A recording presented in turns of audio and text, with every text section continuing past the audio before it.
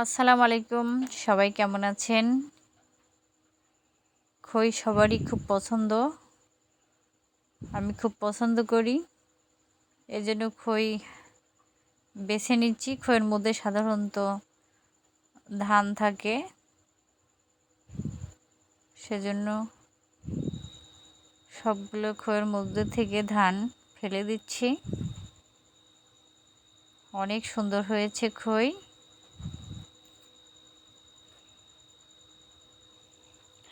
Hello guys, দেখেন আমার আম্মু কি সুন্দর করে কথা বললো।